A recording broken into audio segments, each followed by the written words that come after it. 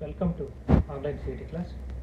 Today's class will discuss MCQs on Mechanics 1.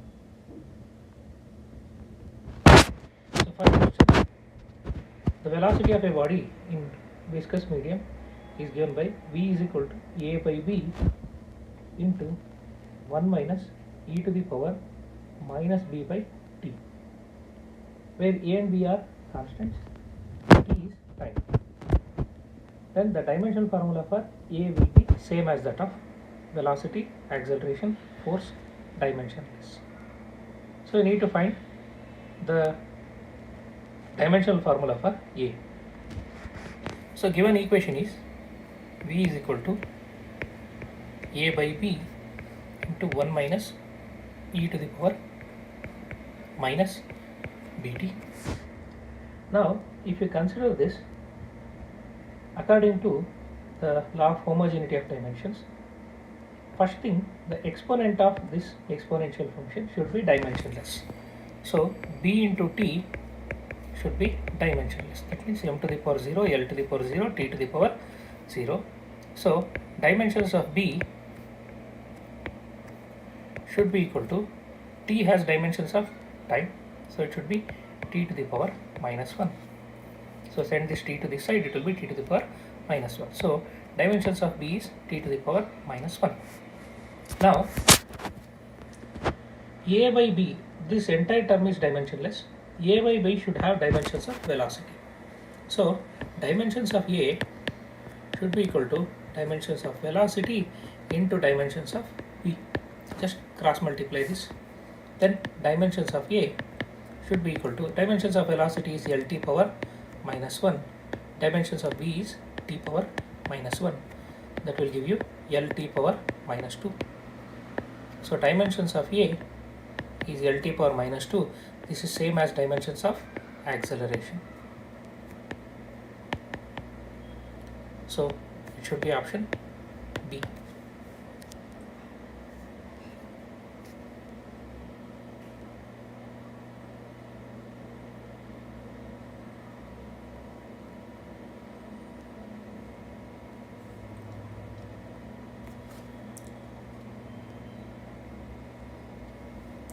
We shall move on to next one. Dimensional formula of 1 by root of mu naught epsilon naught are same as that of velocity, acceleration, force, energy.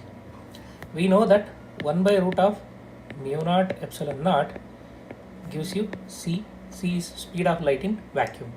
So dimensions of c is same as that of dimensions of velocity. After all, this is velocity. So it should be option A. 1 by mu naught epsilon naught under root gives you velocity of light in vacuum. So 1 by mu naught epsilon naught under root should have dimensions of velocity. That is option A.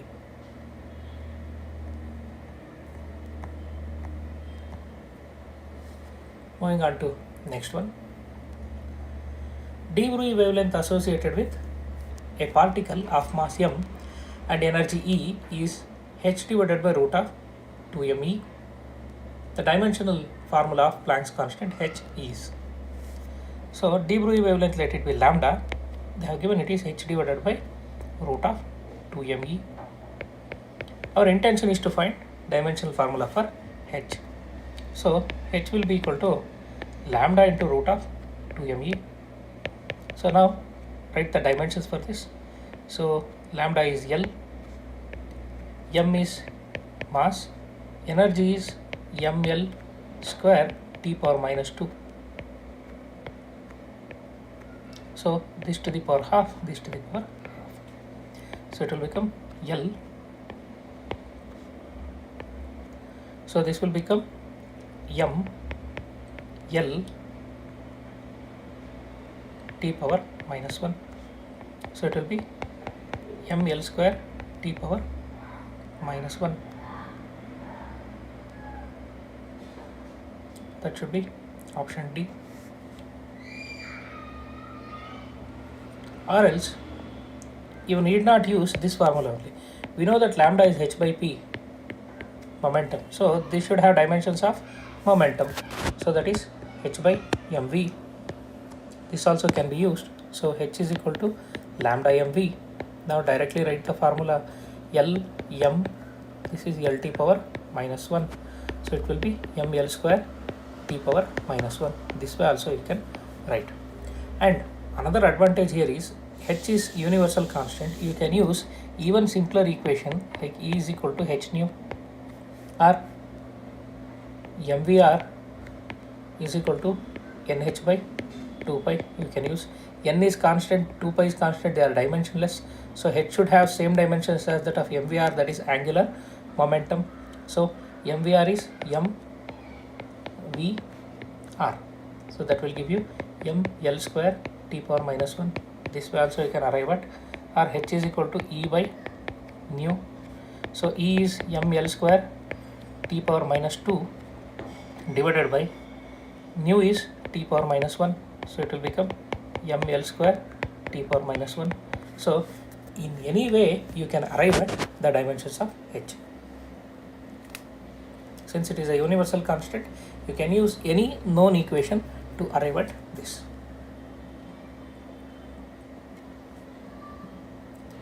Yes, with that we'll move on to next one. If y is equal to alpha plus beta t plus gamma t square, where y is in meter and t is in second, unit of gamma is. So according to law of homogeneity of dimension, each term should have same dimension. So this is in meter means this is length. So this is also length. This should also be length. This should also be length. We need dimensions of gamma, unit of gamma. So gamma t square should have unit meter, same as that of y. So gamma t square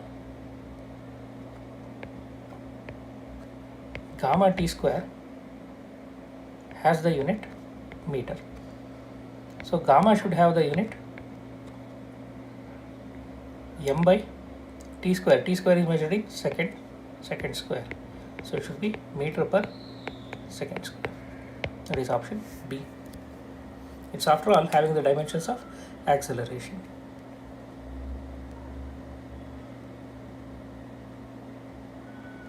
Yes, we shall move on to next one.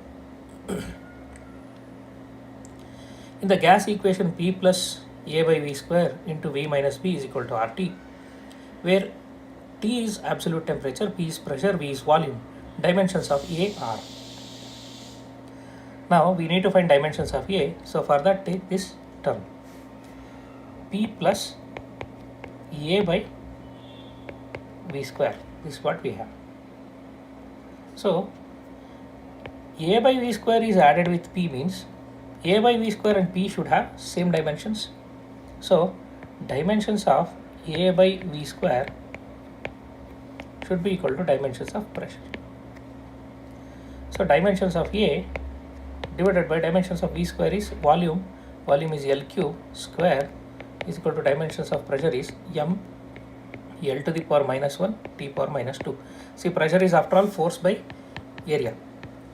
Force is ml T power minus 2, area is L square. So ml power minus 1 T power minus 2. Now dimensions of A should be equal to, send this to this side, it will become L to the power 6. So m L to the power 6, L to the power minus 1, L to the power 5 T power minus 2. So that is option B.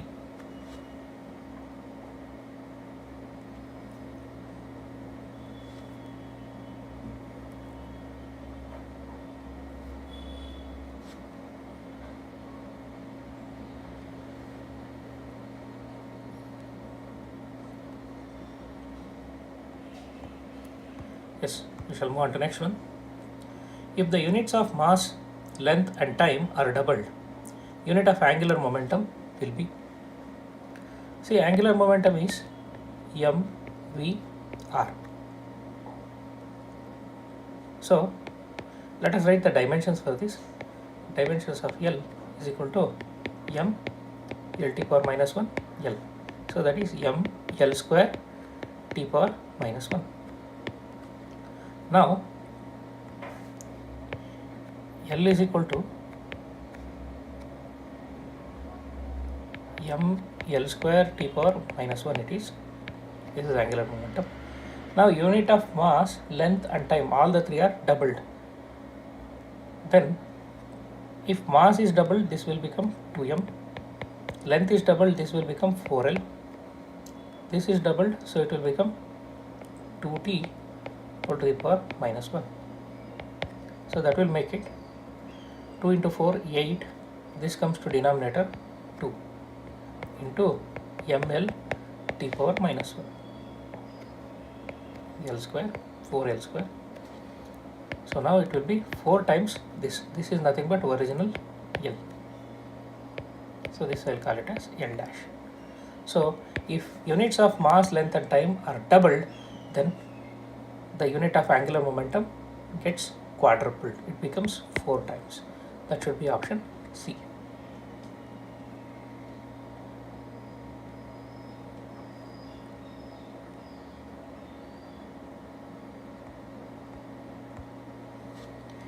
Yes, moving on to next one. Dimensions of gravitational constant g and moment of inertia are respectively.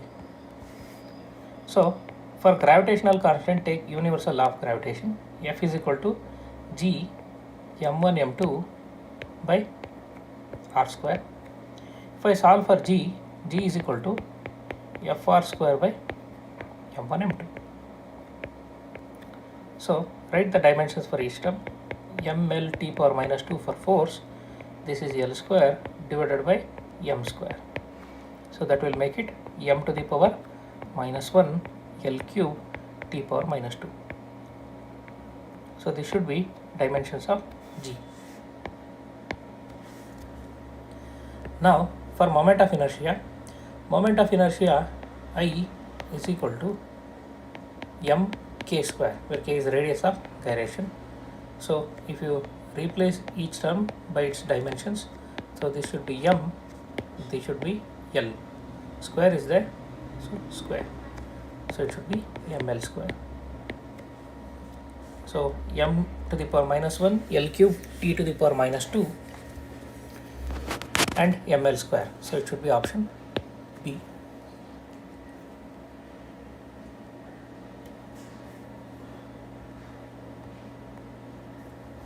So it is option B.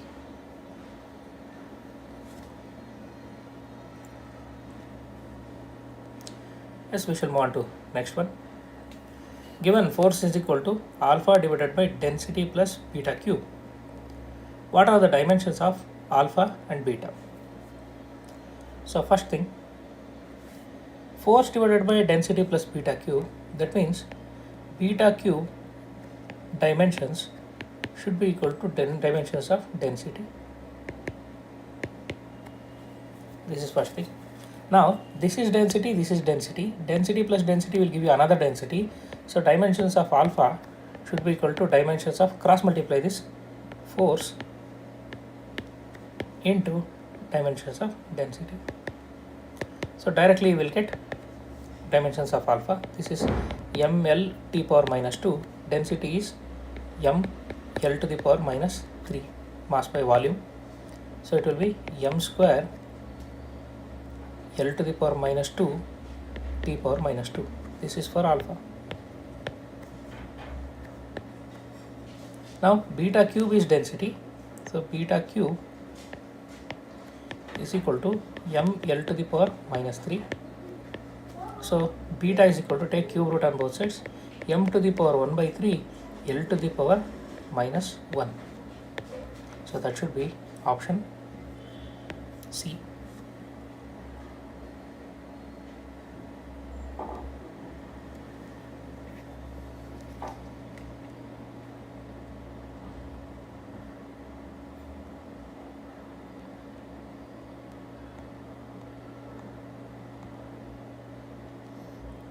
Yes, we shall move on to next one. If force is proportional to square of velocity, then dimensions of proportionality constant are. So given that force is proportional to square of velocity, so F should be equal to some constant k into v square. So k should be equal to F by v square. We need dimensions of this k. So that should be dimensions of f ml t power minus 2 divided by dimensions of velocity L t power minus 1 square. So that will turn out to be m L t power minus 2 divided by L square t power minus 2. That turns out to be m L to the power minus 1. That is option B.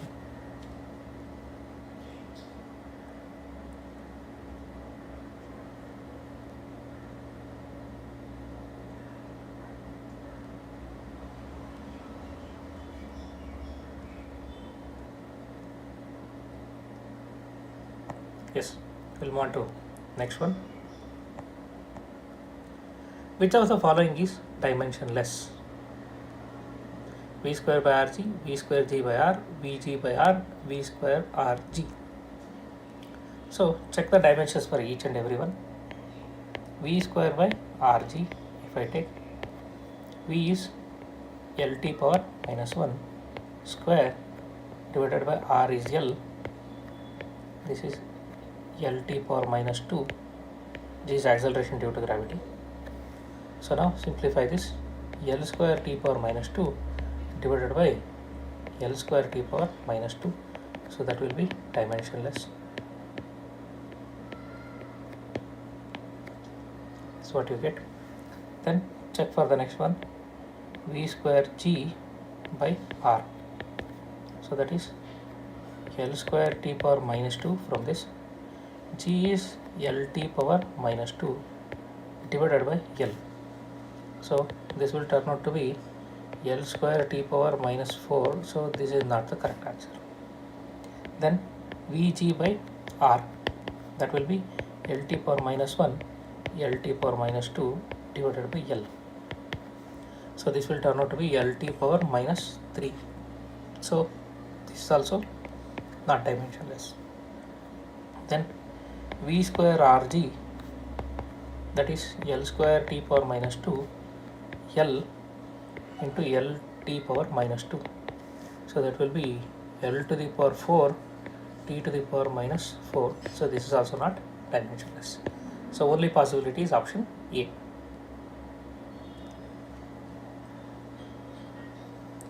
And notice one thing, we know that angle of banking tan theta is given by V square by Rg. So theta should be tan inverse of this V square by Rg. So clearly this V square by Rg should be dimensionless.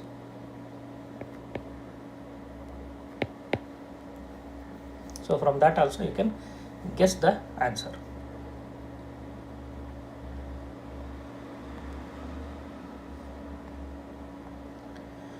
Yes, we shall move on to next one. Maximum and minimum values of resultant of two forces acting at a point are 7 Newton and 3 Newton respectively. Then smaller force is equal to. So let us say the two forces are P and Q. Maximum value of force is 7 Newton. Maximum value of force means should be P plus Q, that should be equal to 7 Newton. Minimum value is P minus Q, that is equal to 3 Newton. So add them, what do you get? 2P is equal to 10. So P is equal to 5 Newton. If P is equal to 5 Newton, Q should be equal to 2 Newton from equation 1. So smaller of the forces they are asking, so it should be 2 Newton. That is option A.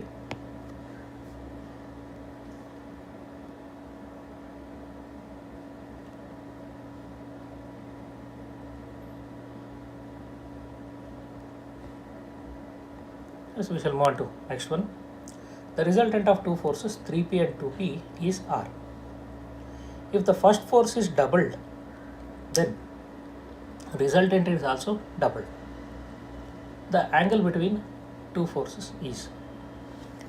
See, we know that the resultant of two forces is given by root of a square plus b square plus 2ab cos theta. where theta is angle between the forces A and P. Now what they have given is A is equal to 3P, B is equal to 2P, and the resultant is R. So R is equal to square root of 9P square plus 4P square plus 9P 2 into 3P into 2P cos theta. So square on both sides, you will get R square is equal to, so this will be 9P square, 13P square. So here it will be 2 3s are 6, 6 2s are 12. So that will be root get cancelled when you square it.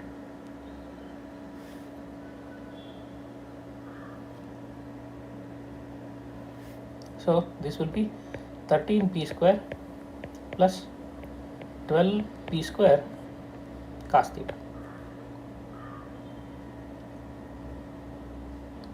So this is what you get. Now what they have given, when the first force is doubled, then resultant also gets doubled. When first force is doubled, it will become 6P. B is retained at same point 2P. Now R becomes 2R, so R square becomes 4R square. So it will become 4R square is equal to P square, that is A square, that is 6P, 36P square plus 4P square plus 2 into 6P into 2P to cos theta. So this is what we will get. So this will become 4R square is equal to 36 plus 4, 40 P square plus 2 6 are 12, 12 2s are 24, 24 P square cos theta. Now I'll rewrite that 4R square is equal to 40 P square plus 24 P square cos theta. Divide through by 4, you will get R square is equal to 10 P square plus 6 P square cos theta.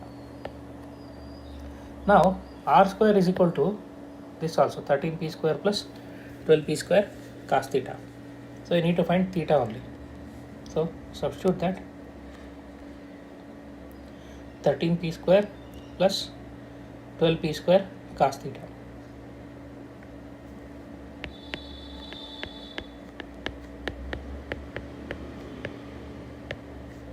is equal to 10 P square plus 6 P square cos theta. Now P square can be cancelled through, divide through by P square. We are left with 13 plus 12 cos theta is equal to 10 plus 6 cos theta.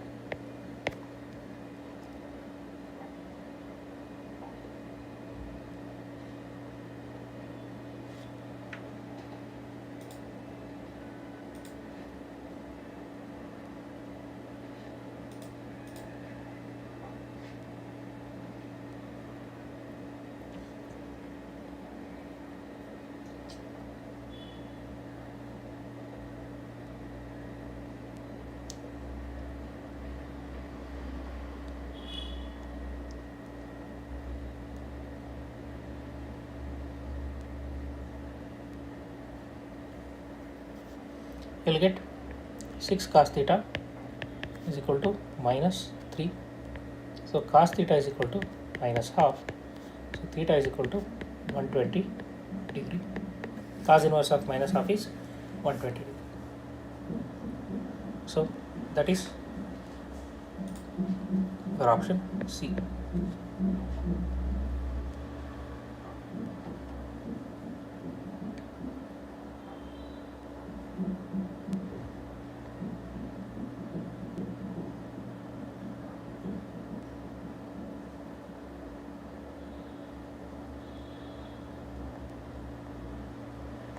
Yes, we shall move on to next one. The resultant of two forces, one double the other in magnitude, is perpendicular to smaller of the two forces. the angle between two forces is. So let us say first force is P, second force is Q. What they have given is one double the other in magnitude. That means first force is double the magnitude of second one. So let it be 2Q. Now resultant of these two is given to be perpendicular to smaller force. That means it is perpendicular to Q. So angle made by resultant with Q is given by tan beta is equal to P sin theta divided by Q plus P cos theta. See, angle between resultant and P is given by Q sin theta divided by P plus Q cos theta. This is equal to tan alpha. This is tan alpha, this is tan beta, this is other angle. So alpha plus beta should be equal to theta. Now they have given beta is 90 degree, it is perpendicular to smaller force. Tan 90 is infinity. So infinity is equal to P is 2Q sin theta divided by Q plus 2Q cos theta. So for this to be infinity, denominator should be equal to 0, that is Q plus 2Q cos theta should be equal to 0. So 2Q cos theta is equal to minus Q. That means 2 cos theta is minus 1, cos theta is minus half. So theta should be 120 degree. That is option B.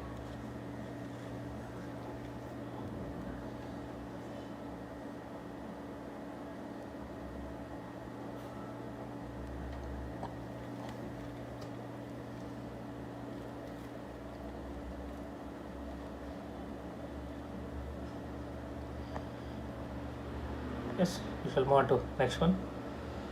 The resultant of forces F1 is equal to 3i minus 4j plus 2k, F2 is equal to 2i plus 3j minus k, F3 is equal to 2i plus 4j minus 5k is. When vectors are given in ijk form, just add the corresponding coefficients of I, j and k and add them. So resultant force should be 3i plus 2i, 5i plus 2i, that is 7i. Then minus 4j plus 3j, 7 minus j plus 4j, so that will be plus 3j. Then 2k minus k, that is k minus 5k, it will be minus 4k. That should be option C. This is the resultant. Just add the corresponding components.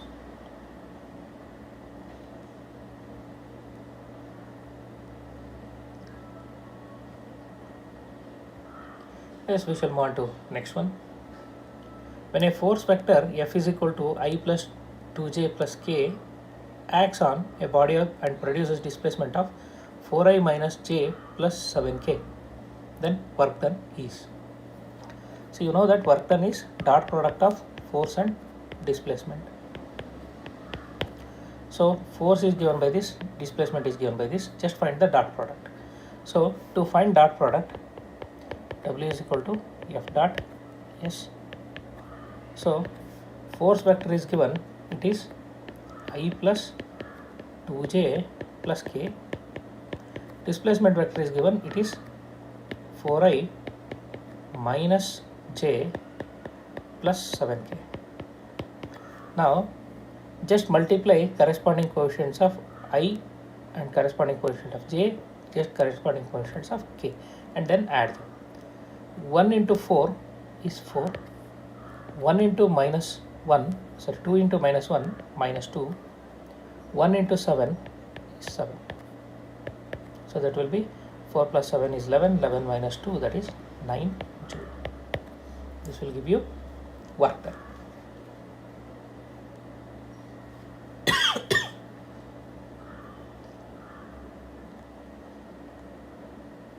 That is option A.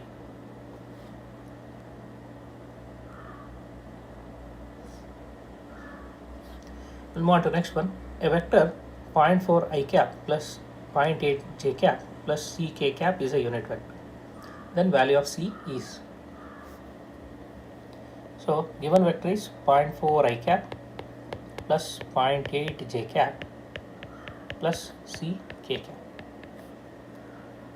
That should be a unit vector. So magnitude of a vector, we know that it is given by root of square of the components and take the sum. So it should be 0.4 square plus 0.8 square plus c square. That should be equal to 1 because they have given it is a unit vector. Now square on both sides. 0.4 square is 0.16 plus 0.64 plus c square is equal to 1. So this will be 0.8 plus c square is equal to 1. C square is equal to 0.2. So c should be equal to root of 0.2. That is option A.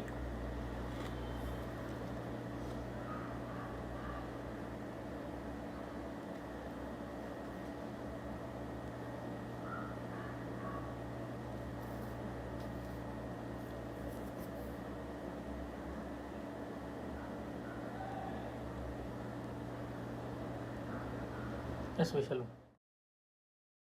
on to next one. The resultant of two forces has magnitude 10 Newton. One of the forces has magnitude of 5 root 3 Newton and makes an angle 30 degree with the resultant. The magnitude of other force is. So resultant is 10 Newton. Let us say first force is P, that they have given 5 root 3 Newton. Angle between resultant and P is given, it is 30 degree. So you can write R cos 30 is equal to P. So 10 cos 30 is equal to 5 root 3 Newton. So other force Q we need to find. Q should be equal to, if P is R cos 30, it should be R sin 30. So Q should be equal to 10 into sin 30 is half. So that should be equal to 5 Newton. That is option D.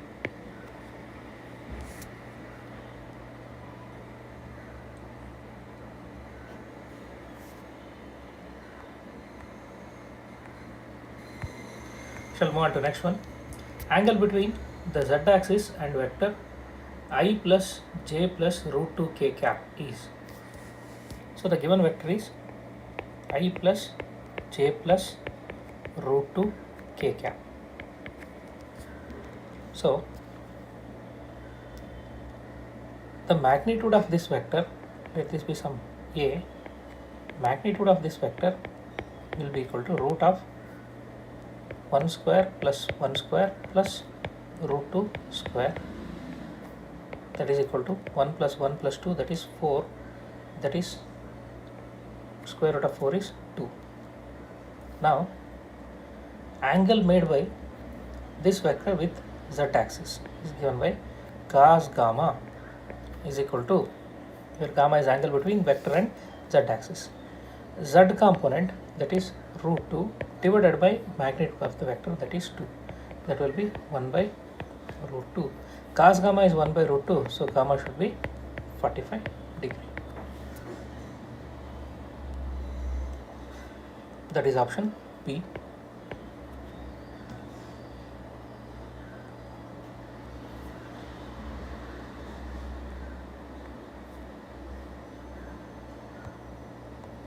Shall move on to next one. A particle moves from position 3i cap plus 2j cap plus 6k cap to 14i cap plus 3j cap plus 9k cap. Due to uniform force 4i cap plus j cap plus 3k cap Newton. Find work done if the displacement is in meters. So what they have given? Force is given, it is 4i cap plus j cap plus 3k cap. This is the force. So original position, first position R1 is 3i cap plus 2j cap plus 6k cap. Finally it moves to other position, that is 14i cap plus 3j cap plus 13j cap, it is plus 9k cap. So displacement, let it be R, it is given by R2 minus R1, final minus initial, that will be 14 minus 3, 11i cap, 13 minus 2, 11j cap, 9 minus 6, 3k cap. This is R. Now work done should be equal to force dot displacement. So dot product, just multiply corresponding coefficients. 14, 4 11s are 44 plus 1 into 11, 11, 3 into 3, 9. So that will turn out to be 64 joule. That is option A.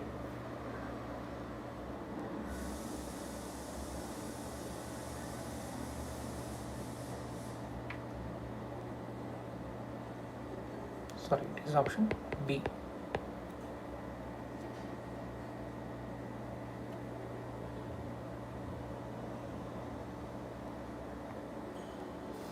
Yes, we shall move on to next one.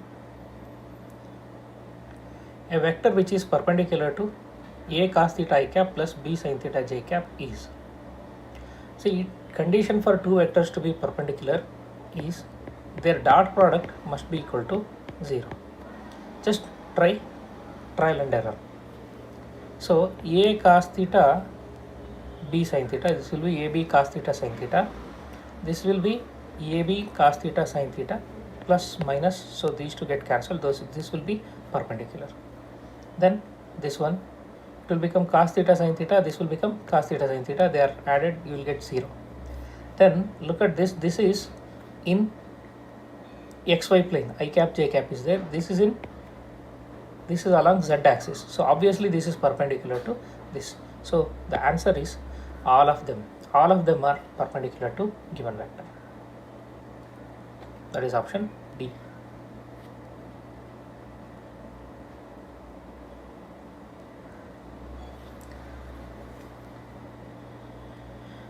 Yes, we shall move on to next one. Three vectors satisfy the relation a dot b is equal to 0, a dot c is equal to 0, then a is parallel to.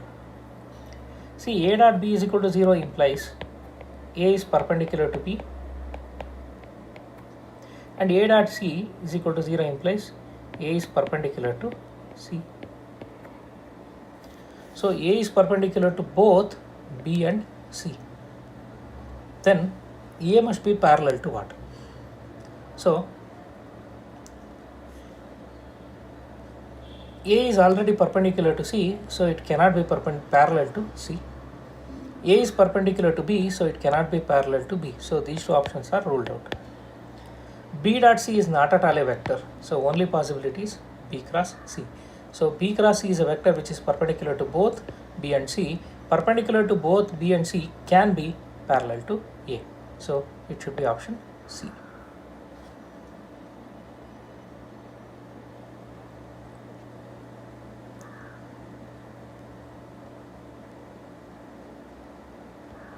Yes, we shall move on to next one. Velocity time curve for two bodies x and y are inclined at 30 degree and 60 degree with the time axis. Then the accelerations are in the ratio. See, it is velocity time graph. So slope of velocity time graph gives you acceleration. So you need to find ratio of their accelerations.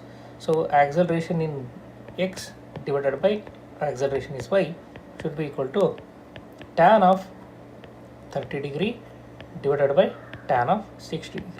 So remember, tan of an angle gives you slope of the line. So tan 30 is 1 by root 3, tan 60 is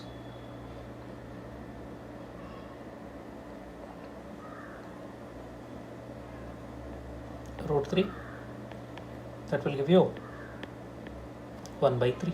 That is option A.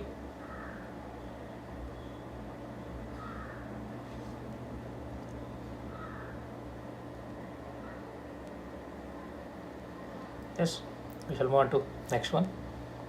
A particle moves along x-axis. The position of particle with respect to time t from origin is given by x is equal to b0 plus b1t plus b2t square. Then acceleration of the particle is. So to find acceleration, differentiate this equation for displacement twice. b0 plus b1t plus b2t square is equal to x. So dx by dt differentiate with respect to time, that will give you velocity. That will be b0 is constant, it will become 0 plus b1 plus 2b2t. This is what you get. Now differentiate again, you will get acceleration, that is d square x by dt square, that is equal to 2b2. That should be option D.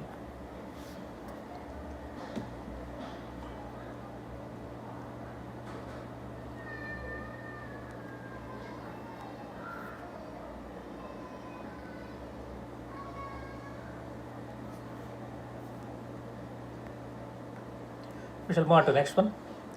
A car covers the first half of the distance between two places at a speed of 30 km per hour and the second half at 60 km per hour. Its average speed is. So you need to find average speed. So they have given first half of the distance is covered at 30 km per hour, second half at 60 km per hour. Then average speed is. So we know that average speed is total distance travelled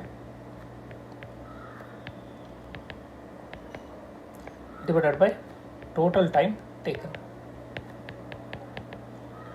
Now total distance travelled, let us say half of the distance, let it be x, then total distance will be x plus x. Now first half of the distance is covered at the speed 30 km per hour. Time taken for that, let it be t1. Time taken for second half of the distance, let it be t2. Now this will turn out to be 2x divided by t1 can be written as x by 30. So distance by speed will give you time, plus second one is x by 60 km per hour. Now take x common in this, so you'll get 2x divided by x into 1 by 30 plus 1 by 60. So x get cancelled, it will be 2 divided by 60. So this will become 2 by 60, so that will be 3 by 60.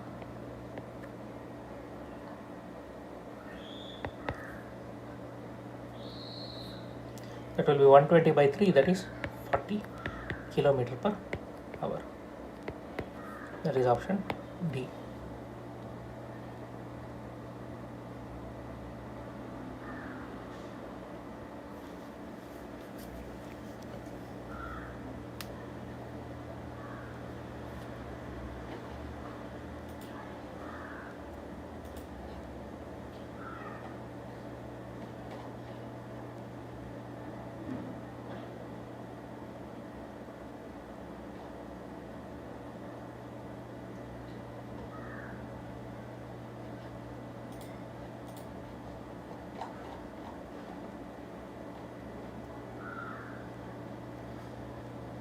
Yes, we shall move on to next one. A balloon starts rising from the ground with an acceleration of 1.25 meter per second square. After 8 seconds, a stone is released from the balloon. The stone will reach the ground in 4 seconds, begin to move down after being released, will have displacement 50 meters, cover a distance of 40 meter in reaching the ground. So the balloon is ascending upwards. So it is moving up. So as soon as it is released, it will not start moving downwards. So option B is wrong. Now we need to calculate displacement, distance, and time to reach the ground. So it is rising up with acceleration 1.25 meter per second square. After 8 seconds, by 8 seconds it would have covered some distance. So let us say when the stone is released at 8 seconds, the height of the balloon from the ground is h. H should be equal to half gt square. So that is equal to half into 10 into 8 square. So that is 5 into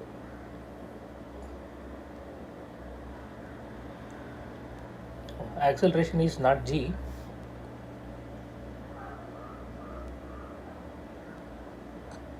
it is given 1.25. So it should be half into a t square. So this is 1.25 into 8 square. So that will turn out to be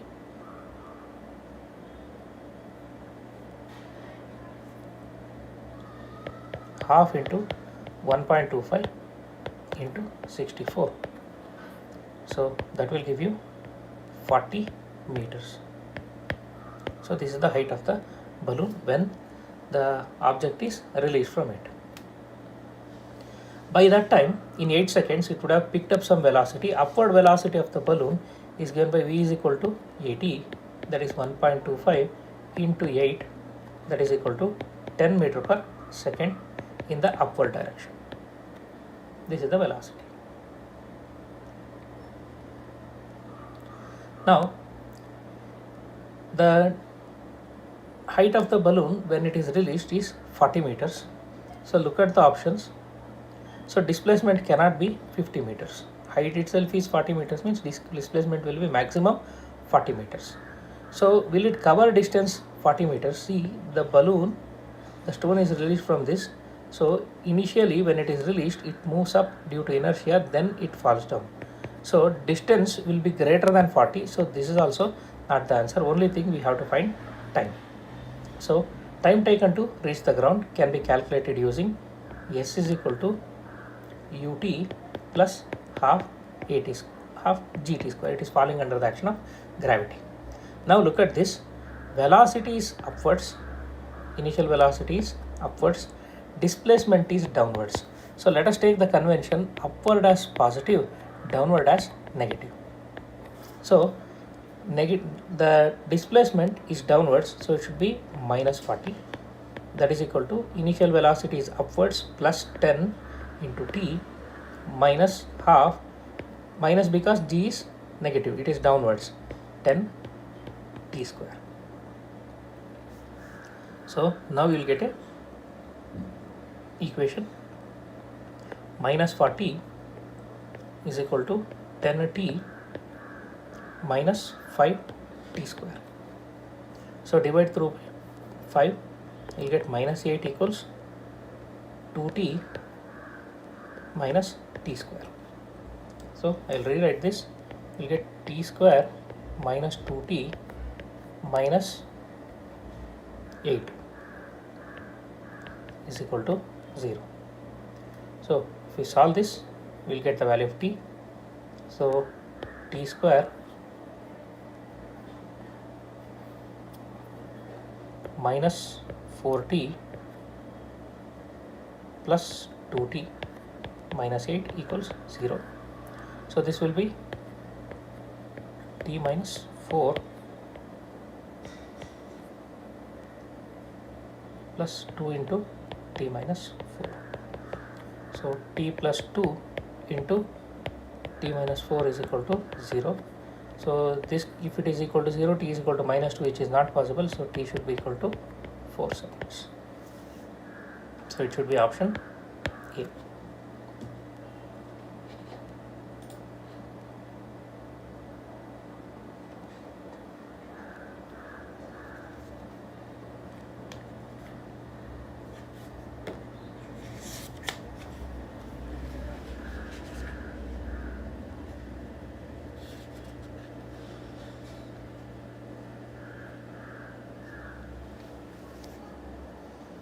Okay, we shall move on to next problem. From the top of a tower, a stone is thrown up which reaches the ground in time t1. A second stone thrown down with the same speed reaches the ground in time t2. Third stone released from rest from the same location reaches the ground in time t3. Then relation between t1, t2, t3 you have to find. Now for the first stone, see, let us use this convention: upward is positive, downward is negative. For the first stone, it is thrown up, so u is positive. If I write the equation of motion for it, displacement is minus h, where h is height of the tower. That should be equal to ut minus half g t1 square. So let us call this as equation 1. This is for first stone. For the second stone is thrown downwards, so displacement is again negative. That is equal to minus ut, because velocity is also negative. This is also negative, half g t2 square. Now multiply by minus sign, you will get h is equal to ut plus half g, this is t2, this is t1, t2 square. Call it as equation 2. Now let us add 1 and 2. Before that, for the third stone,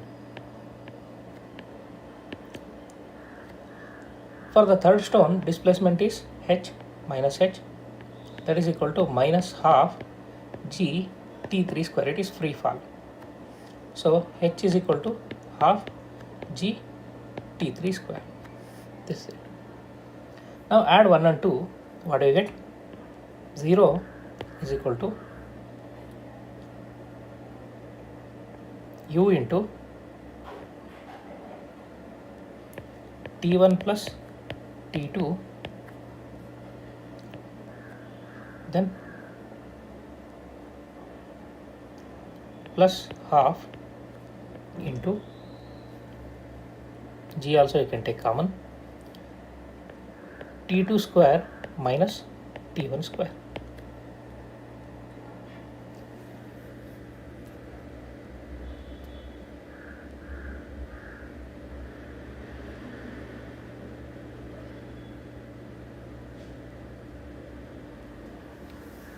So take this term to left hand side, it will become half g into, just reverse these two, t1 square minus t2 square, that is equal to u into t1 plus t2.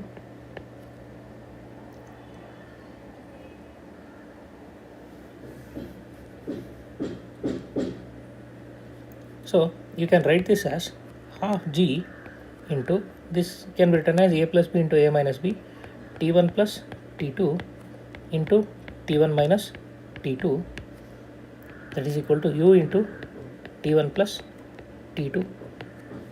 t1 plus t2 get cancelled. What you get is u is equal to half g into t1 minus t2.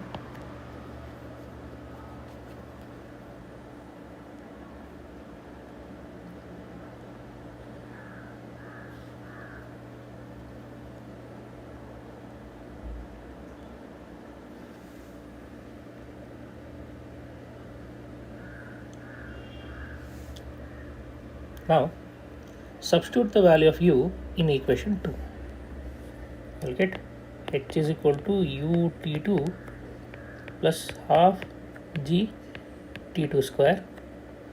So u value is what? Half g into t1 minus t2. Half g into t1 minus t2 into t2 is equal to,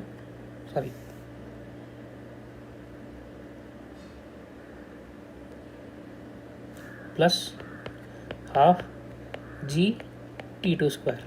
This is equal to h. Substitute for h from equation for third stone, half g t cube.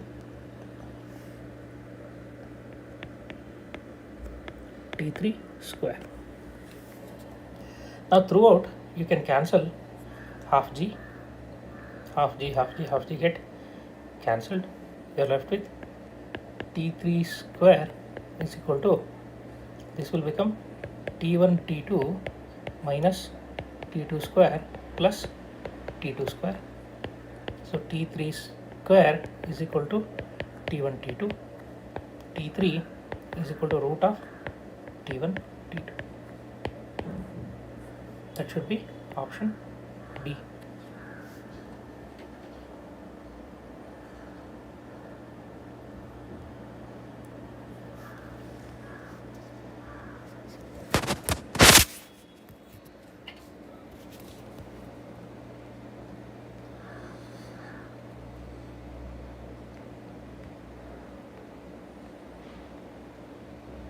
As we shall move on to next one. A body released from great height falls freely towards earth. Another body is released from same height exactly 1 second later. The separation between two bodies 2 seconds after the release of the second body is. So you have to calculate the separation between the two bodies 2 seconds after the second body is released. So 2 seconds after second body is released means for first body, time of traverse is equal to 3 seconds. For second body, time of traverse is 2 seconds. So distance covered by the first body h1 will be equal to half g into 3 square. That is equal to, this will be 9 by 2. So 9 by 2 into 9.8. This is what you get. So h2 is equal to half g into 2 square. That is equal to, so this will be 4 by 2 is 2 into 9.8. So now difference is h, that is equal to h1 minus h2, that is 9 by 2 can be written as 4.5 times 9.8 minus 2 into 9.8. That will be equal to 2.5 times 9.8, that is 24.5 meters. So separation after 2 seconds is 24.5 meters. That is option B.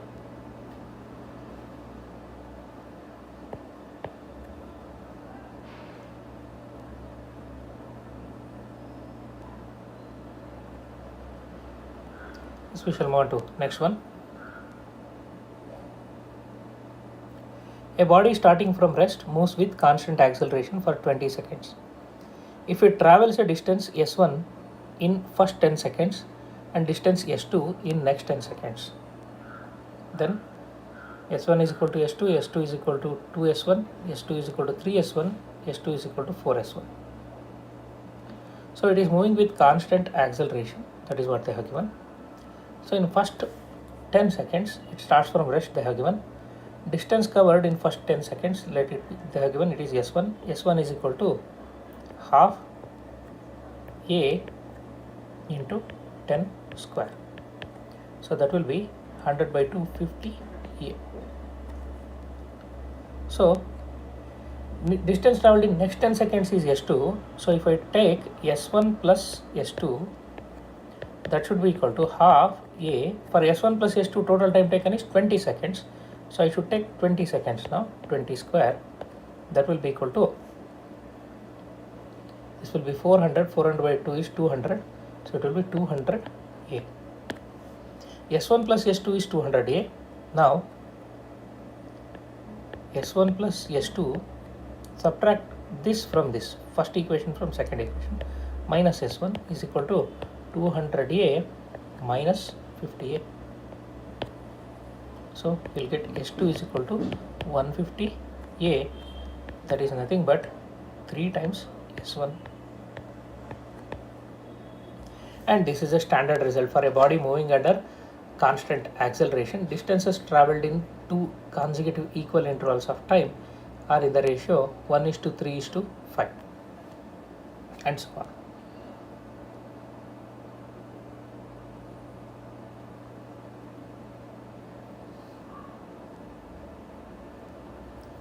Yes, we shall move on to next one.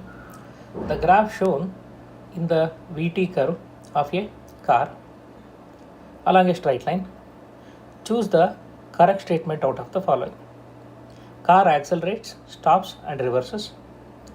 Car is driven for total time of 16 seconds. Car accelerates at 6 meter per second square for first 2 seconds. Car decelerates at 12 meter per second square for last 4 seconds. Let us check one by one. So car accelerates, that is true. Stops, there is no question of stopping here. In this portion, velocity is constant. Velocity is constant but not zero. It is at 12 meter per second. So it never stops.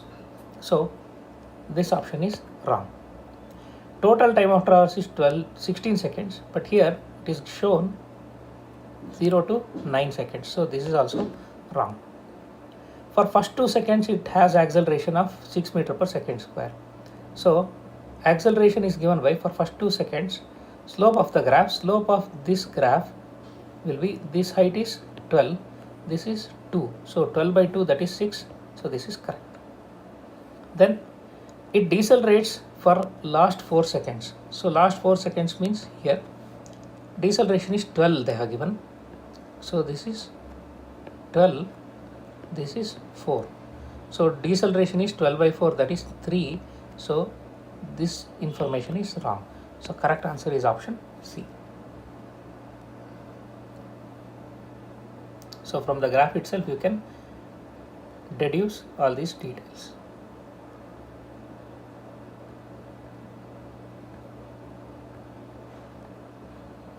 Moving on to next one.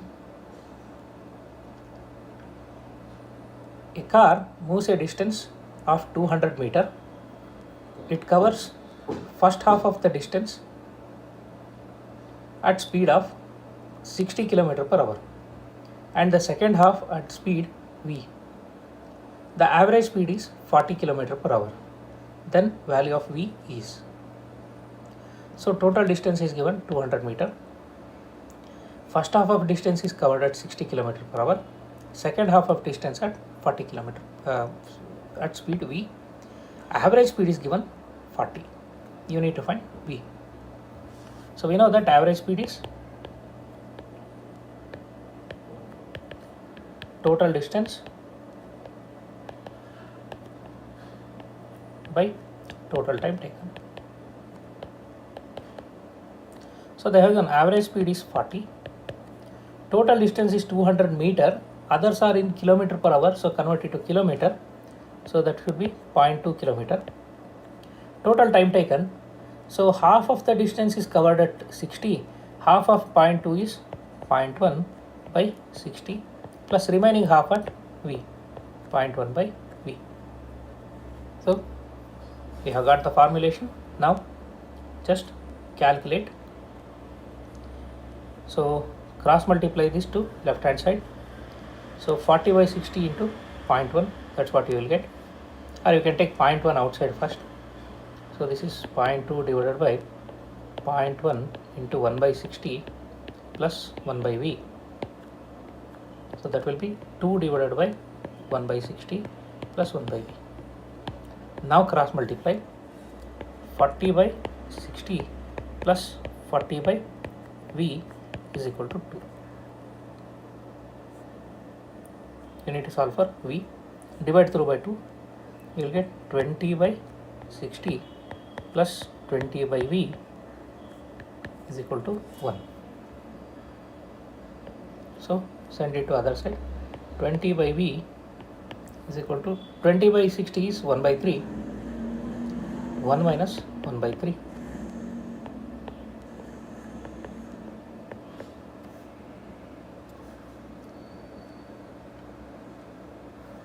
So v is equal to 30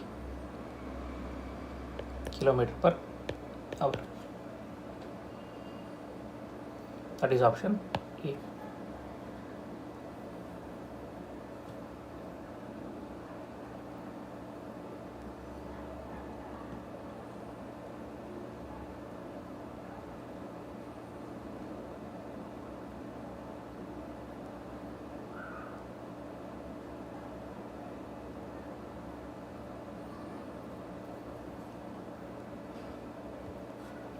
Yes, we shall move on to next one. A car moves at a distance of oh, this is previous one only. Yes, a bus begins to move with the acceleration of 1 meter per second square. A man who is 48 meter behind the bus starts running at 10 meter per second to catch the bus. The man will be able to catch the bus after. So bus is starting with acceleration. So a man is 48 meter behind. So in order that the man should catch the bus, the distance traveled by man in the given time should be equal to distance traveled by bus plus this 48. So let us say the man will be able to catch the bus after t seconds. So in t seconds, the bus would have covered a distance half at square. Man has to cover in additional to this a distance of 48 meters. This should be equal to distance covered by man, that is v into t. He is traveling at uniform speed. Now you need to find t. Half into acceleration of bus is given 1 into t square plus 48 is equal to 10t. Now multiply 2 by 2, you will get t square plus 96 plus 20t.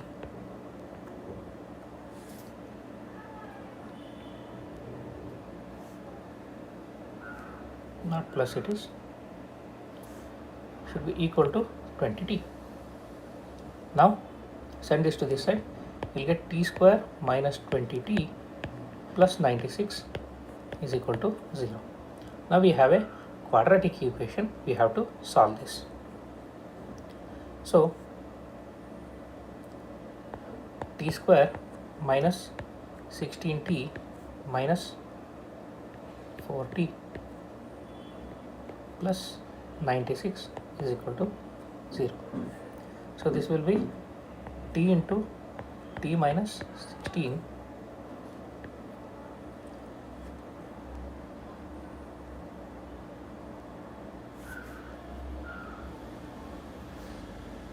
no, 16 and 4 will not serve the purpose. We need to take 12 and 8. So this will be t square minus 12t minus 8t plus 96 is equal to 0. So you'll get t into t minus 12 minus 8 into t minus 12 is equal to 0. So you'll get t minus 12 into t minus 8 is equal to 0. So t minus 12 is equal to 0 or t minus 8 is equal to 0. So t is equal to 8 seconds or t is equal to 12 seconds. So this is the condition for both of them to be traveling same distance. So earlier one is 8 seconds. So man will be able to catch the bus in 8 seconds only. That is option D.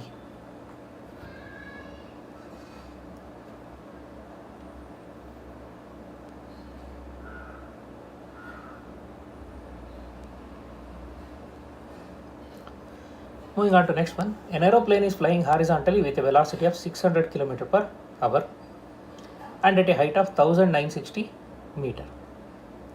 When it is vertically above a point A on the ground, a bomb is released from it.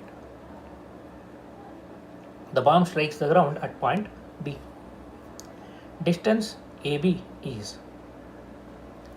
So here is your aeroplane. It drops the bomb when exactly it is above the point A. Now due to initial velocity of the flight, the bomb will gain this initial velocity. It will continue to move with that velocity. In addition to that, it has to undergo acceleration due to gravity. So it will fall at distance B. So let this distance AB to be x. Our intention is to calculate this x. So this distance is given 1960 meters. So horizontal velocity is 600 km per hour. So convert it to meter per second. So that will be 600, conversion factor is 5 by 18. So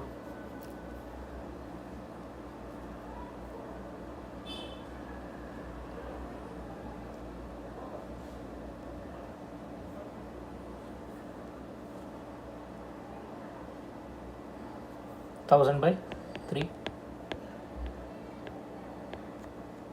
meter per second. So its horizontal velocity is 1000 by 3 meter per second. Now notice one thing, it is not moving in one dimension, it is moving in actually two dimensions. So horizontal velocity is 1000 by 3, but what connects vertical and horizontal motion is time. Time taken for the bomb to fall through this height 1980 meter and time taken for the bomb to cover this distance AB, both are equal. So let us calculate how much time it takes to fall through 1960 meter using h is equal to half gt square. So 1960 is equal to half into 9.8 into t square. So that will be t square is equal to 400. T is equal to 20 seconds. So it takes 20 seconds.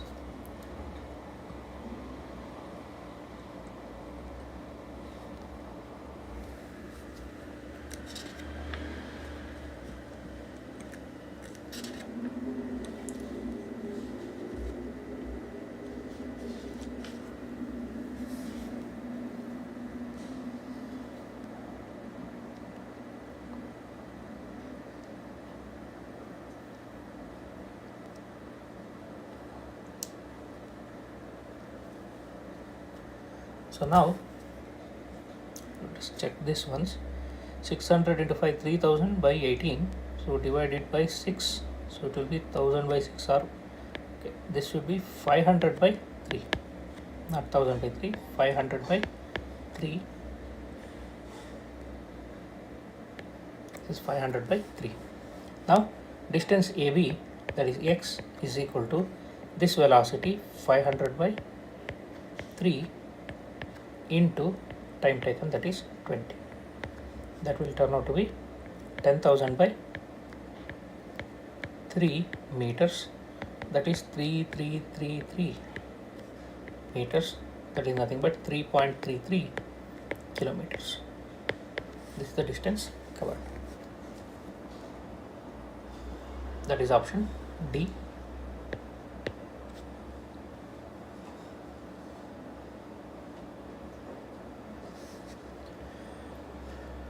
Okay, we shall move on to next one. A machine gun weighing 10 kg fires 6 bullets per second, each weighing 30 gram. Speed of bullets is 400 meter per second. The force required to hold the gun in position is. So force required to hold the gun should be equal to rate of change of momentum of bullet. Rate of change of momentum of bullet will be equal to rate of change of momentum of gun. So let us say m is the mass of each bullet.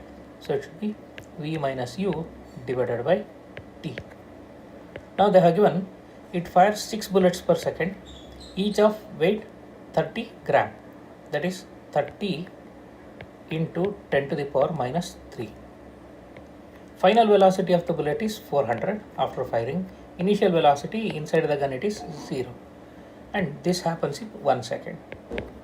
Now this will be 180 into 400 into 10 to the power minus 3. Now 3 zeros, this 10 power 3 goes off. So it should be 72 Newton. This is the force that bullet exerts force on the gun. So this much force you should apply to hold the gun in position.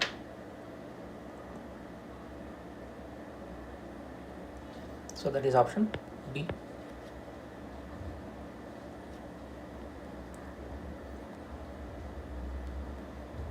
So we shall move on to next one. A ball moving at 9 meter per second strikes an identical stationary ball. After collision, each ball moves along direction making an angle 30 degree with the original direction of motion. Then speed of each ball is.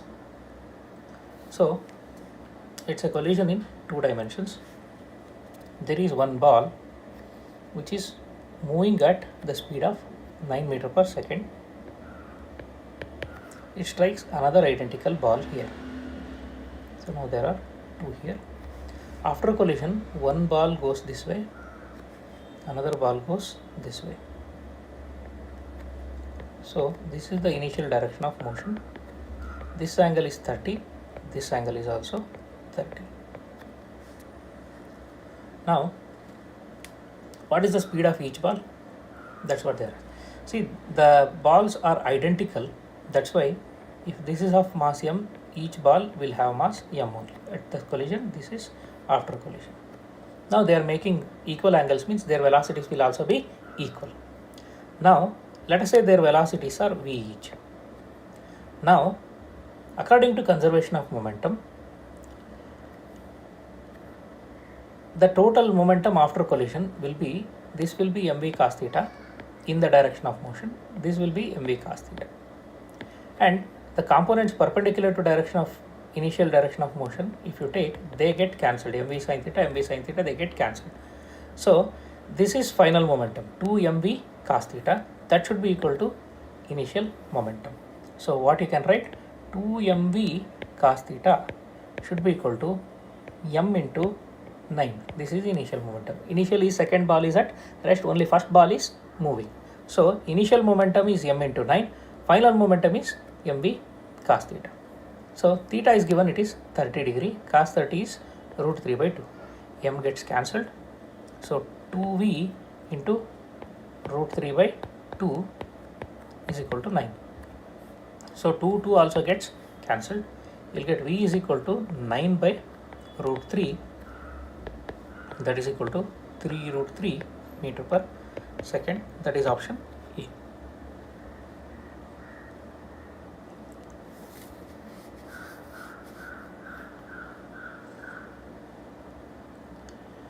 Yes, we shall move on to next one.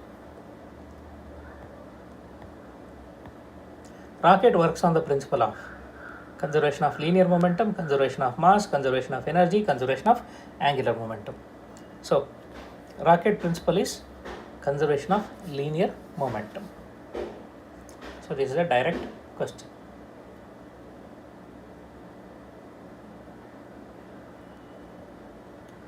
We shall move on to next one. The force exerted by floor of the lift on the foot of the person is more than the actual weight when the lift is moving up and speeding down, moving up and speeding up, is moving down and speeding up, moving down with constant speed. See, in a lift, when the lift is moving upwards, then apparent weight, that is force exerted by the lift on the person, will be equal to m into g plus a, where a is acceleration of the lift. When it is moving downwards, then w dash is equal to m into g minus a. So when it is moving up, weight will be more. So that means it should be moving up and speeding up. That is option B. During the downward motion, the acceleration will get subtracted. During upward motion, the accelerations get added.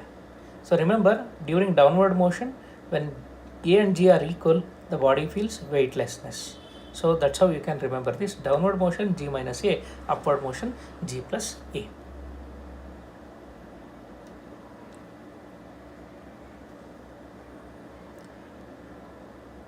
Okay, we shall move on to next one.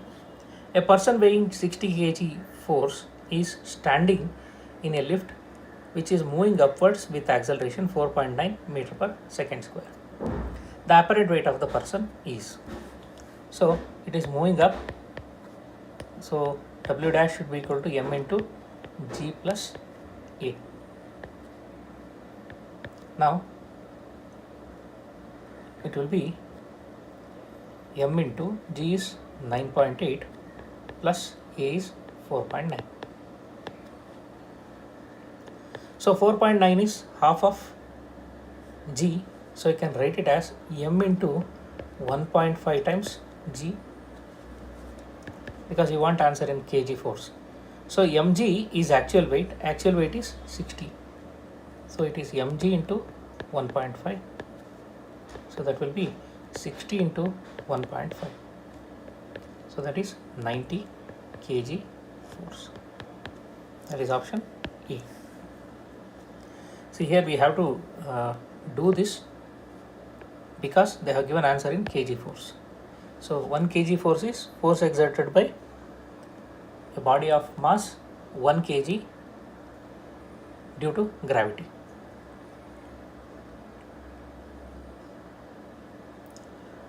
So that's why we have to convert the acceleration in terms of g. So otherwise you can simply go for calculation. Yes, we shall move on to next one. A bullet fired into a fixed wooden block loses half of its velocity after penetration of 40 centimeter. It comes to rest after penetrating a further distance of 22 by 3, 40 by 3, 20 by 3, 22 by 5. So after penetrating through 40 centimeter, it comes to rest. So let us say initial velocity of the bullet is u.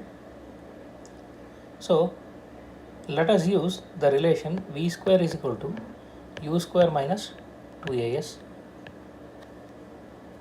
So they have given, it has to be retardation, that's why I take minus 2as. They have given distance travelled is 40 centimeter.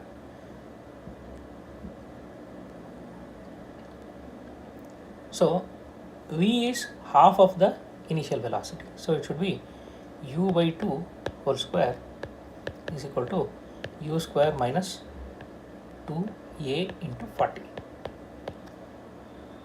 So take this to this side, it will become 80a is equal to, this will become u square by 4, that will be 3u square by 4. 80a is equal to 3u square by 4. So this is for the first one. Now for the second one, if it has to come to rest, what should be the distance covered? So if it has to come to rest, final velocity should be 0. That should be u square minus 2a into, let us say the distance to be covered is x. See, notice one thing, it is starting from u and coming to rest at x. Otherwise you can use this way also. 0 is equal to, after traveling 40 centimeter, its velocity came to u by 2. So it is u by 2 whole square minus 2a into some y. Y is additional distance, x is total distance. So either you can go by this or go by this. So let us go by this only. So this is also not wrong. So 2ay is equal to u square by 4.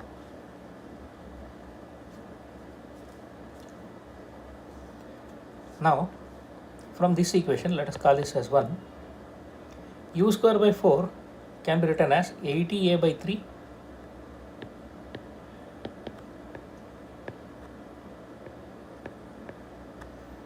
so a gets cancelled.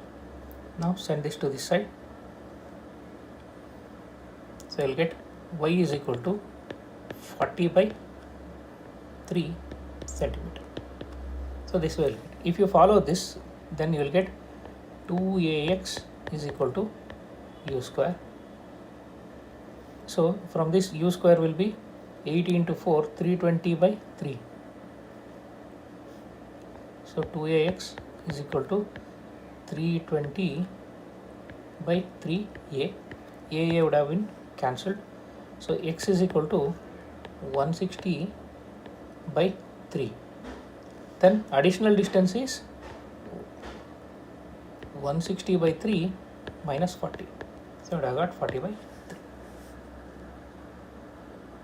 So this way also it is correct. This way also it is correct. So whichever you feel comfortable, follow that method. This is option B.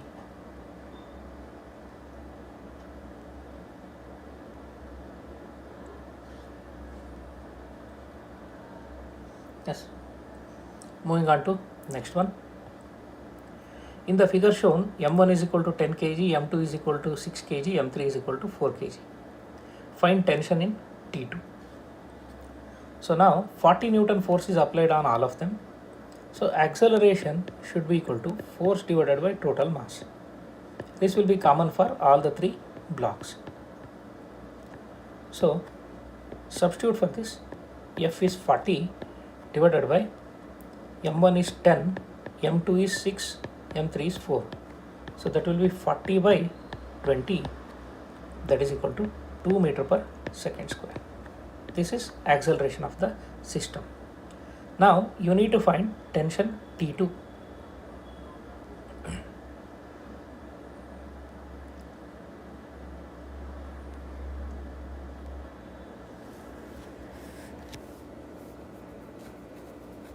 So tension T2 should be equal to, when you pull it here, then these two will oppose, M1 and M2 will oppose. So acceleration of this plus acceleration of this, force on this plus force on this will be equal to T2. So it should be M1 plus M2 into A. So that should be 10 plus 6 into 2. 10 plus 6 is 16, 16 2 is a 32 Newton. So that should be option B.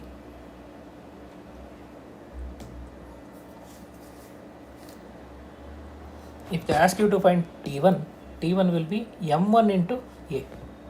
T2 is M1 plus M2 into A.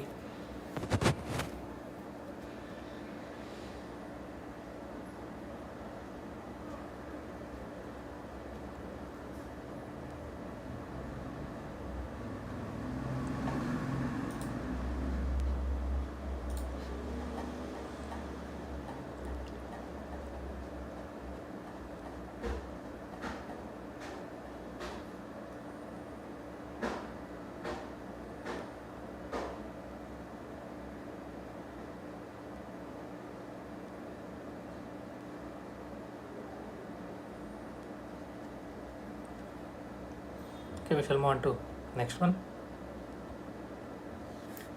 A block B is pushed momentarily along a horizontal surface with an initial velocity v. If mu is the coefficient of sliding friction between B and the surface, the block B will come to rest after time. So how much time it will take to come to rest?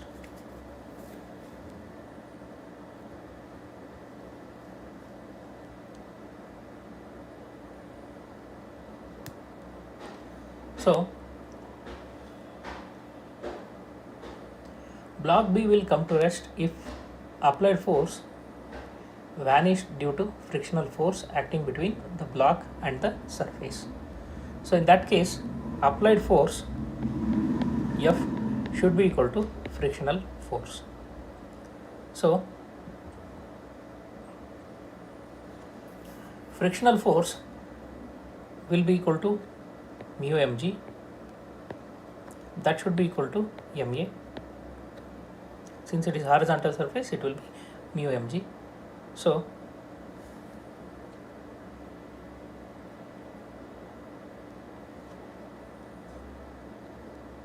applied force is not mg, applied force is ma, where a is acceleration. So it is given that initial velocity is v.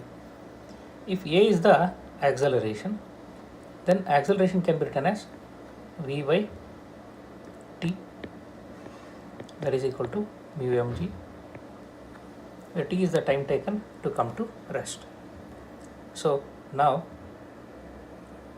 mm gets cancelled, solve for t, t is equal to v divided by mu g. This is the time taken by the block to come to rest, that is option A.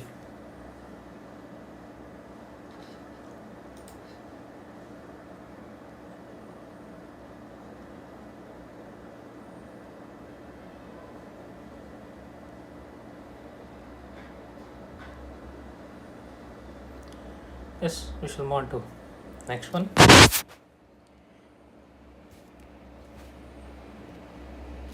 A body is coming with a velocity of 72 km per hour on a rough horizontal surface of coefficient of friction 0.5.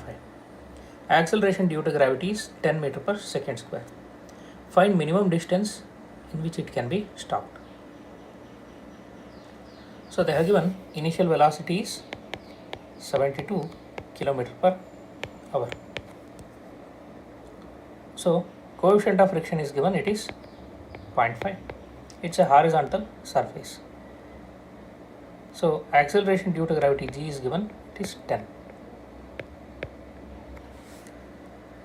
So you need to find stopping distance. So if the object is on the horizontal surface,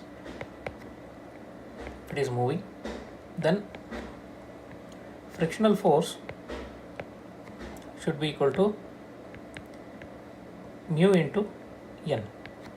But here n is equal to mg, so frictional force should be equal to mu mg. So to find stopping distance, let us use this equation, v square is equal to u square minus 2as. So v is 0 because it comes to rest, is equal to u square minus 2. A can be written as frictional force divided by mass into s. So what do you get? 2 into frictional force is mu mg by m into s equals u square. So m gets cancelled. S is equal to u square divided by 2 mu g. So now substitute and simplify. Stopping distance s is equal to 72 km/h means it is 20 meter per second. So it is 20 square divided by 2 into 0.5 into 10. So that will be 400 divided by 10. That's 40 meters. That is option B.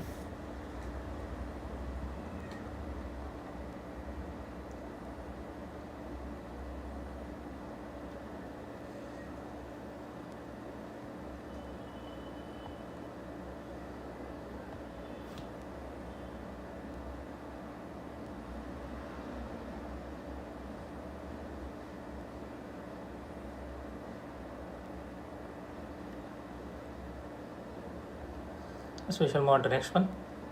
A uniform metal chain is placed on a rough table such that an end of it hangs down over the edge of the table. When 1/3 of its length hangs over the edge, the chain starts sliding. Then the coefficient of static friction is. So there is a table over which there is a chain.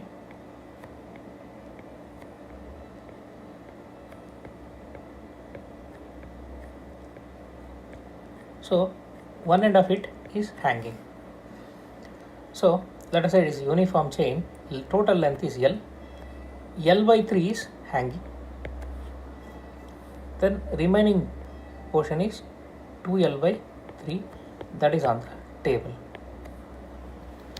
Now friction is preventing it from sliding.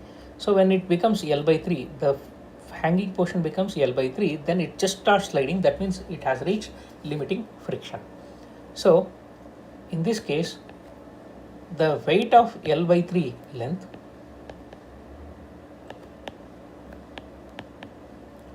should be equal to frictional force between chain and the table.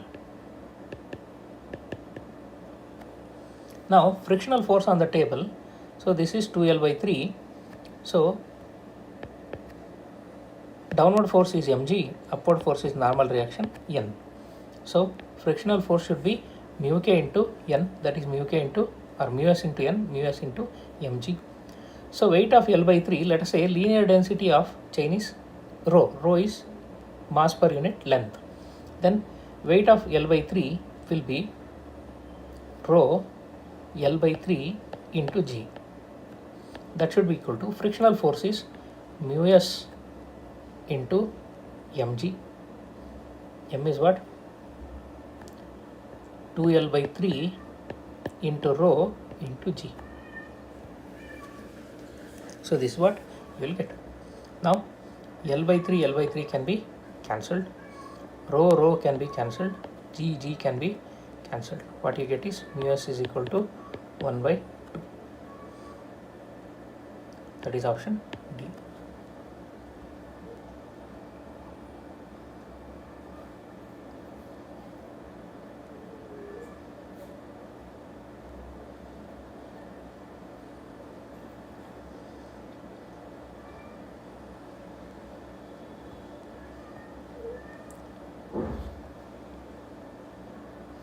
Yes, we shall move on to next one. A cube of weight 10 Newton rests on a rough inclined plane of slope 3 in 5. The coefficient of friction is 0.6. Minimum force necessary to start the cube moving up the plane is. So there is an inclined plane of slope 3 in 5. 3 in 5 means, so this is 3, this is 5, and there is a block here. You have to move the block up the plane. When you are trying to move the block up the plane, there are two things that are acting. If this angle is theta, then there will be mg sin theta in this direction. Mg is of course acting downwards.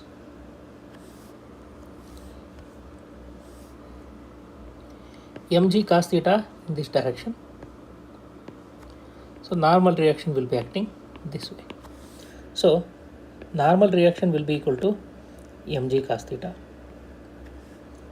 Now notice one thing, in addition to this, when you are trying to move it up, then friction will act down. So there will be coefficient of friction also. So that will be mu into n.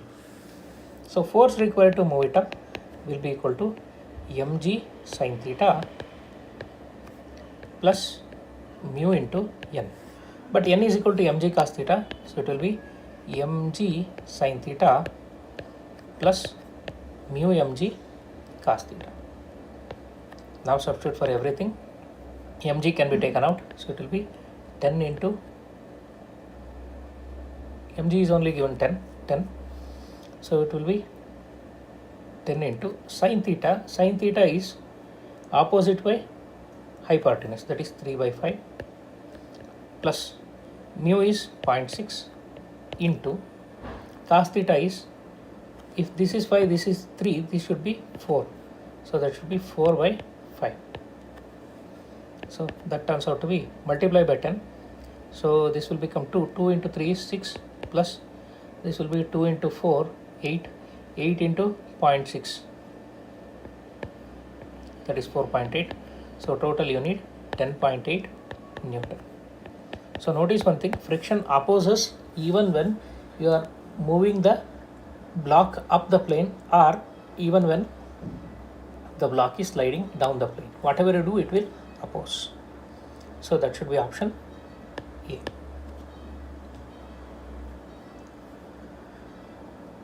So that completes MCQs on Mechanics 1. Thank you.